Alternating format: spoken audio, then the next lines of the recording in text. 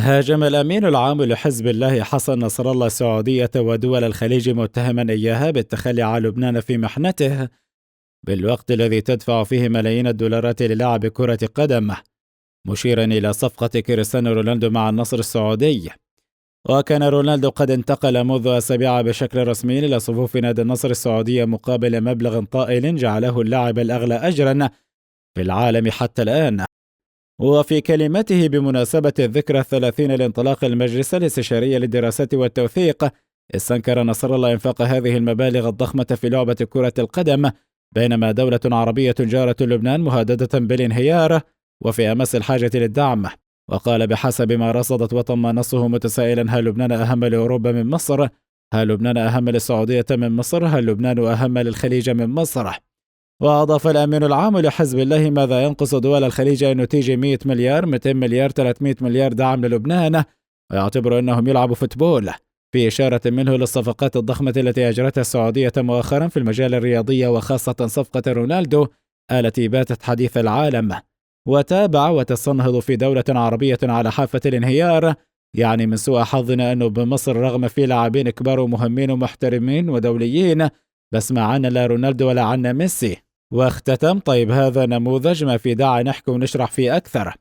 وأعلنت منظمة الأمم المتحدة في بيان على موقعها الإلكتروني الأسبوع الماضي أنه بدءا من 17 من يناير كانون الثاني الجاري فقدت 6 دول من بينها لبنان حقوقها في التصويت في الجمعية العمومية نظرا لتأخرها في دفع مستحقات لميزانية التشغيل بالمنظمة. وحملت الصحف المحلية في لبنان الجهات المعنية وعلى رأسها وزارة الخارجية مسؤوليتها عن هذا التقصير، مشيرة إلى أن المبلغ المستحق على لبنان هو نحو $2 فقط وفقا لبيان المنظمة. وسبق أن قررت الأمم المتحدة تعليق حق لبنان في التصويت في الجمعية العمومية في يناير كانون الثاني 2020 لأسباب مرتبطة أيضا بالتأخر في سداد الشركات العضوية، لكن في ذات الشهر وبعد تعاون مع المنظمة استعاد لبنان حقه في التصويت بعد دفع جزء من ديونه المستحقة للمنظمة.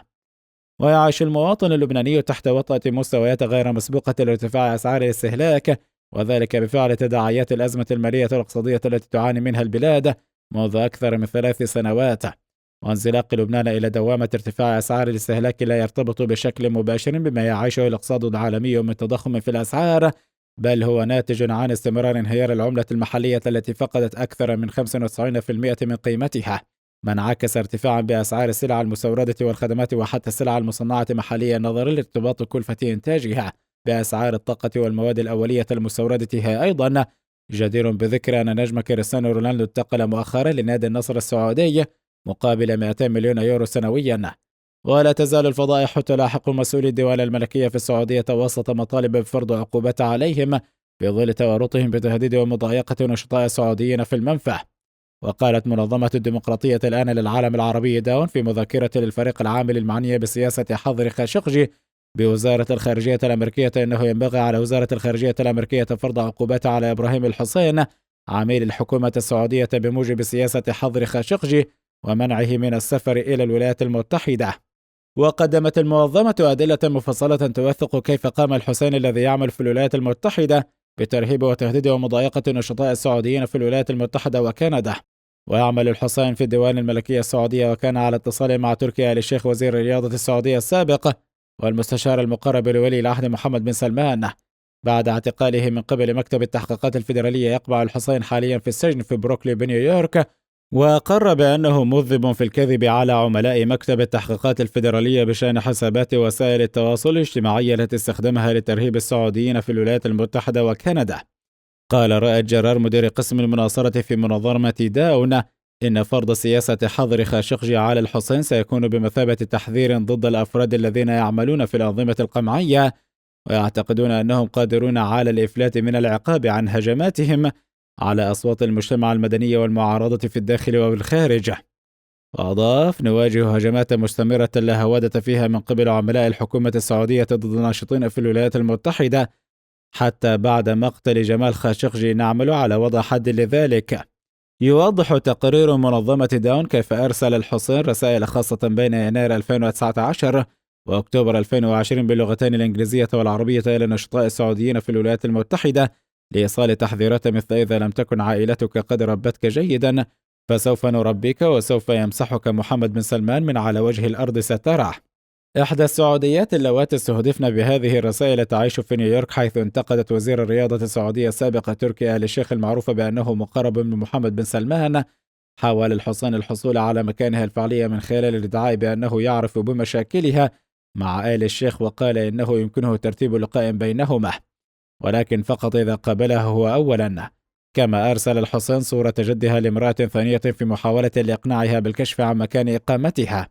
يعمل الحصان لحساب الحكومة السعودية والديوان الملكي السعودي وفقا لطلب تأشيرة طالب F1 أشار له المسؤولون الفيدراليون. بين يناير كانون الثاني 2019 وأغسطس آب 2020 كان الحصان على اتصال منتظم مع أحد أعضاء الهيئة العامة للرياضة السعودية على حد قولهم، وذلك تحت إشراف مسؤول سعودي وهو وزير في الديوان الملكي السعودي، حيث كان يتم انتقاده علنيا من قبل معارضة سعودية استهدفها الحصين.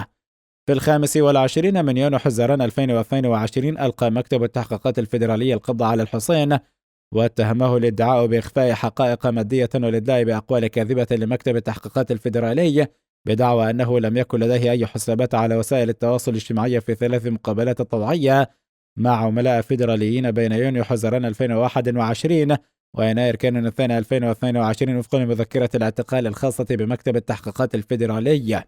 في نوفمبر أقر بالذنب ودخل في اتفاق إقرار بالذنب ليقضي 6 أشهر في السجن، ثم يعود إلى المملكة العربية السعودية ويمنع من الاتصال بضحاياه لمدة 3 سنوات. سياسة حظر خاشقجي هي أحدى سياسات وزارة الخارجية الأمريكية لمنع عملاء الحكومات الأجنبية المنخرطين في أنشطة خارج الحدود الإقليمية متعلقة بمضايقة المعارضين من السفر إلى الولايات المتحدة. أطلقت منظمة داون بالتنسيق مع الشركاء والمسؤولين الحكوميين الأمريكيين مجموعة عمل سياسة حظر خاشقجي، وهو تحالف مجتمع مدني يعمل بالتنسيق مع وزارة الخارجية الأمريكية لتطوير المبادئ التوجيهية لتنفيذ سياسة حظر خاشقجي. في سبتمبر أيلول 2022 بالتنسيق مع منظمة داون قدمت عضوة الكونغرس ماكولوم مشروع قانون من شأنه تقنين سياسة حظر خاشقجي وسماح للمدعين الأمريكيين بمقاضاة الدول الأجنبية عندما يجرحون أو يقتلون مقيما أمريكيا في الخارج بسبب أنشطته في المعارضة مثل جريمة قتل خاشقجي. تعمل سياسة حظر خاشقجي كأداة مكملة لقانون ماغنيتسكي العالمي الذي يمكن الرئيس الأمريكي من معاقبة الأفراد والكيانات الأجنبية المتورطة في انتهاكات خطيرة لحقوق الإنسان في بلدانهم الأصلية.